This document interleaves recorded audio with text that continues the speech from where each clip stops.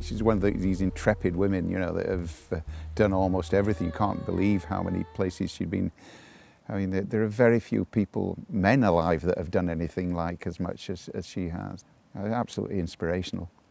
Yes, her life's just been one long adventure. I don't think I've ever met another woman who was quite so adventurous, full of fun with it. Gung-ho is the word that fit.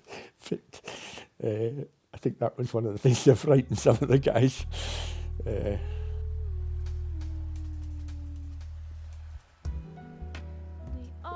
Myrtle came here to act as a radiographer with Donald Duff, but it also gave entree to the little sect of Lochaber climbers, which was quite difficult to access because women didn't feature very much in that.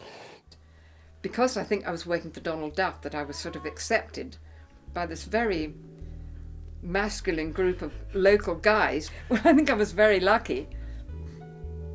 Perhaps because I could climb. I mean, there was a great thing at the time that, you know, girls didn't do that. They sat around and poor little girls, you know, the guys brought them cups of tea. They didn't suggest they led a climb.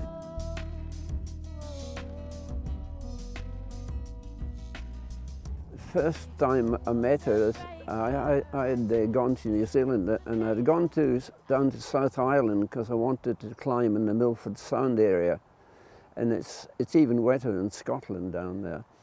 So I got a job at a local hotel there, and I had an arrangement to get off as soon as the sun came out, you know.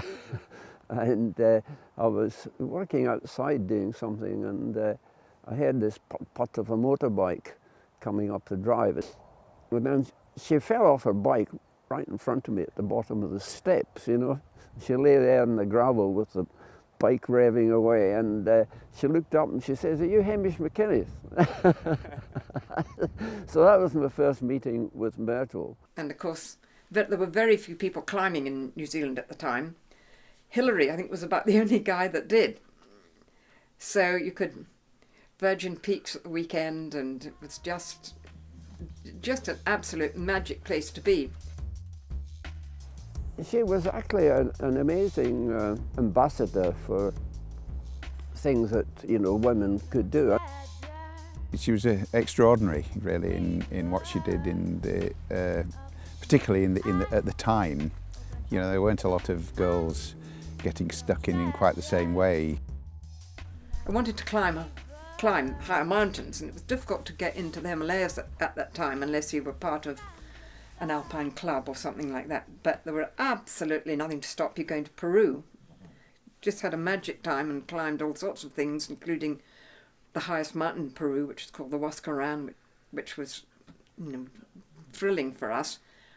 And we came back, and I married Hugh, and he was writing up his work in the Antarctic, but he wanted to do more research into the Arctic. To that. Anyway, then I found I was pregnant. What was I going to do? I was far too selfish to stay at home.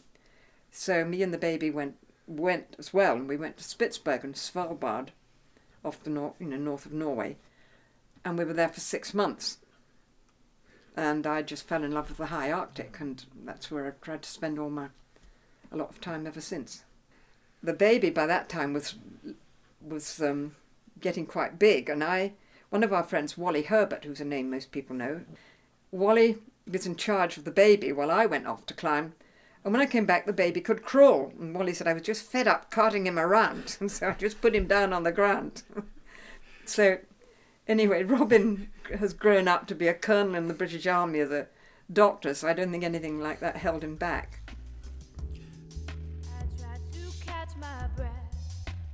She's been absolutely involved in the setting up of the Glencoe ski area and in the setting up of Cairngorm, and certainly with Nevis Range on my side.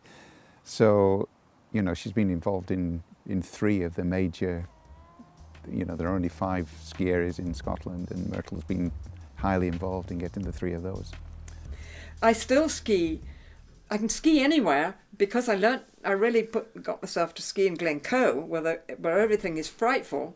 And if you can ski in Glencoe, down this sheet ice, down the, everything that goes wrong with skiing, you can ski anywhere.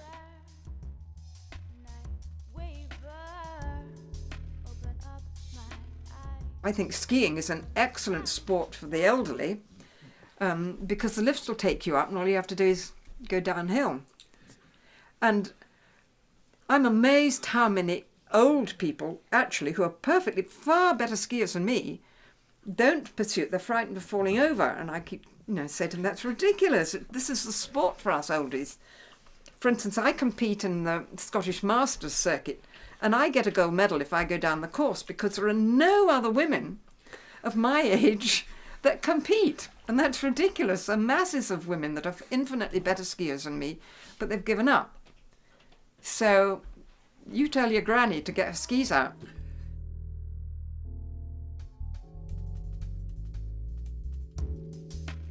Wherever you live in Scotland, the hills are pretty close if you really want to reach them, and that's a tremendous asset for us.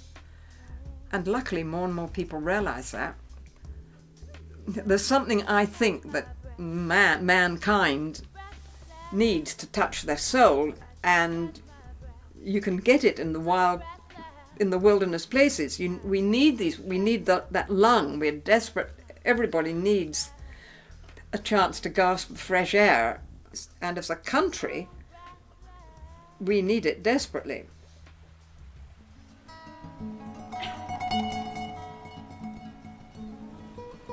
A more deserving person there isn't at all. She's ticks all the boxes. She's got loads of gumption, still going strong. So no, I can't imagine anybody else more deserving.